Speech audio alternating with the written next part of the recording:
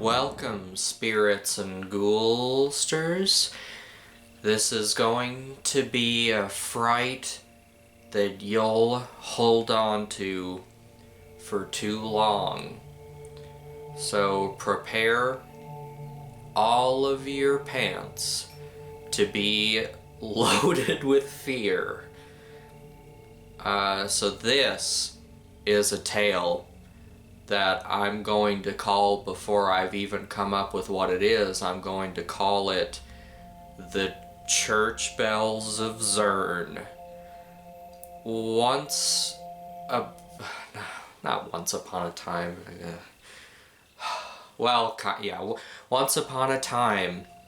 in a foggy town, there was a man named Bill Zurn, and he had a twisted way about him. He loved evil, and he wanted to do evil things, but he was just a lone man, this Mr. Zurn. So in this foggy town of his, he started to get a following. He started to build up a following of people, of members of the cult of Zurn. The Zurn cult, he called it. He went to them. He was very handsome, and he had big shoes and gloves with smiley faces on them, that when he would hold up his hands, people would just smile back at him. Little did they know that was just a trap to ensnare them, as he would begin to talk to them about murder and about demons. So he would sweet talk these people with that smile and those gloves and those shoes, and he would convince them that the world needed to be killed. So he went door to door, and a good 40% of the doors he went to, the people liked him and joined him. The other 60% didn't open the door. So he built this group of people. Eventually there were many. There were dozens. It's a lot. They would, he was so convincing. He would say, part of what he would say to them when he was talking to them in their homes, at their doors, he would be like, people have the demons in them, and we need to destroy them, and I don't have a demon in me, and if you're with me, you don't have a demon in me either, said Zurn. And they would be in tears, and they would tell all their friends about Zurn, and there would be no concern. So he got these dozens of people under his whims and had them start to build a church, a cathedral, a steeple, a place, a house. It had a ceiling. He had them build this place because he wanted them to all have a place to get together and just talk it out, talk about the demons and the dark waves of Satan that were in his fingers that he wanted to release from his fingers. And I don't know, that he was pretty obviously not a good guy. and they fooled a lot of people into, I don't know how he did it. I don't know. But they built this place. They built the Church of Zurn, where his cult cultivated into festering death. Now, in this foggy town, one little old day, there was a girl named Agathy. And Agathy, she was a little girl, and she was in front, just around the town, and she heard these strange chants. She wondered, where are those coming from? And then she looked over upon this building that hadn't been there for very long. And she had never known anyone that had talked about it. It was not talked about. It was hush, hush, on the down low. So she was curious, what is this chanting? And what really is the purpose of this building? I don't understand. She's seen people go in, but guess what? She hasn't seen them come out. It was spooky. So, she looked in the door. It was slightly peeked open. And there, when she looked in, she saw robes, blue robes, the people in them. There were people in these blue robes. They weren't just floating. That would have been too spooky. And there were dozens of people, and they were all circling Zurn as Zurn was saying, and this is what Zurn was saying. He was saying, there are monsters in these people of this foggy town, and if we don't cut them open and rip the evil out of them, they're gonna put the evil in the water supply, and then no one is gonna be good. And then they broke into a chant of Hi Zurn, Hi Zurn, Zurn, Zurn. She felt a horrible chill in her toenail, and she let out a little. She just did that, and all of a sudden all of the people in the blue robes turned. And that's when Agathy, I remembered her name.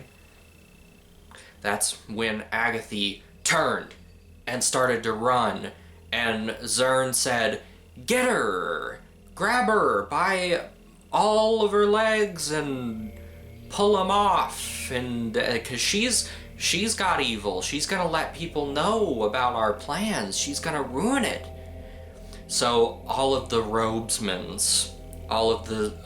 they were called the Zurnies, started to chase after her. She was so scared. She had a cold sweat in her eye.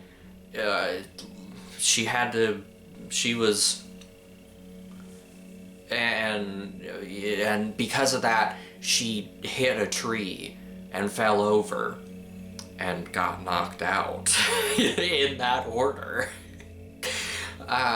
And picture this. It's like the beginning of like a horror movie, it's all fuzzy, and she's like, it's blurry, and then it's less blurry to simulate like you're looking through someone's eyes and they're opening their eyes more. She's in the Zurnch, the church. She's in the Church of Zurnch. What is she gonna do? She's so scared. They're all around her. they have knives and forks. And Zurn says, evil's for dinner tonight. And all of the robesmen go, yes, a delicious treat.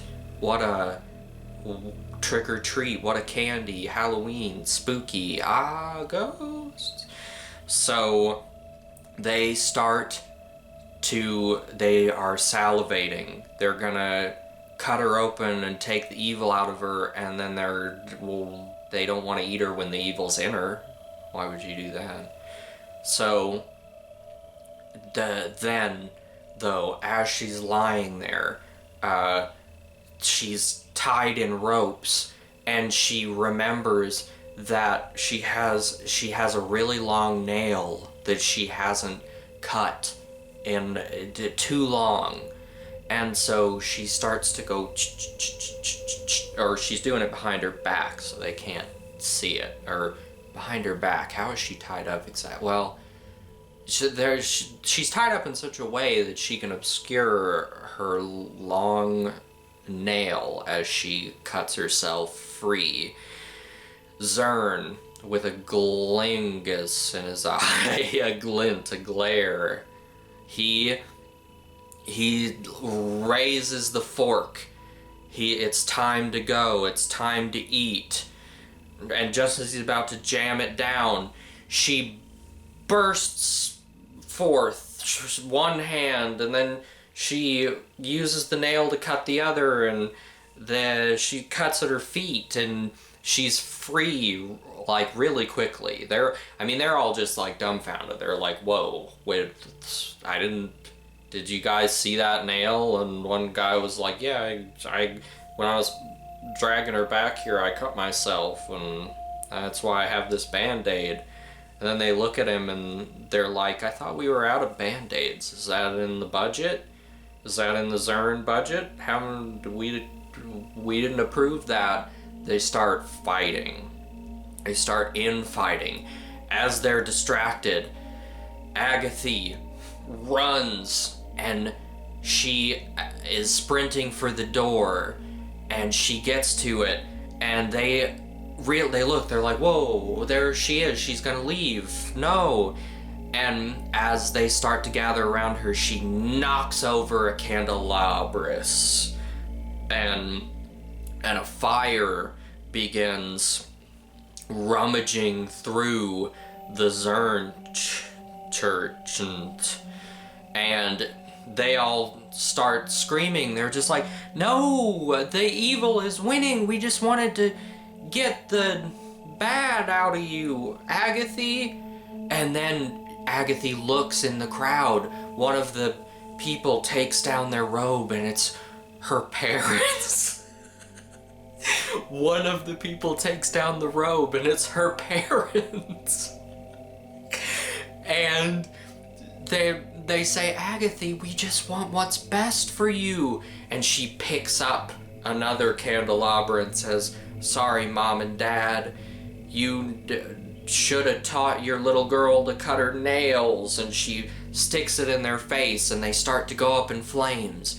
And she turns back around, she turns to the door, and she opens it and jumps out, because there's it kind of explodes. There was like a holy water of some sort that ignited, or I don't know. It needs to be cool. It needs to be dramatic. So she jumps out, and as she's out, she's looking, the doors are still flung open, and she's seeing Zurn and his Zurnites and his Zurnios burning. They're burning.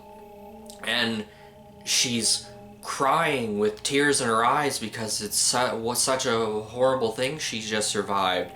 And she looks, her and Zurn, I forget what his first name was, they lock eyes. And as they lock eyes, she notices that his eyes are red. And it turns out he might have been an evil all along. And so the whole place goes up in flames, and people in the foggy town have gathered around, and they're like, what happened, Agatha? What happened? What did you do? Did you do this? A police officer comes up, hits her over the head with a baton, and him and her lock eyes, and as they lock eyes, she sees that his eyes are red, and it seems like maybe the whole town got zurned. So she screams, "No!" And that is when someone steps on her skull and crushes it. And the people of the town put out the fire, and turns out Zurn survived, and he gets right back to recruiting, and I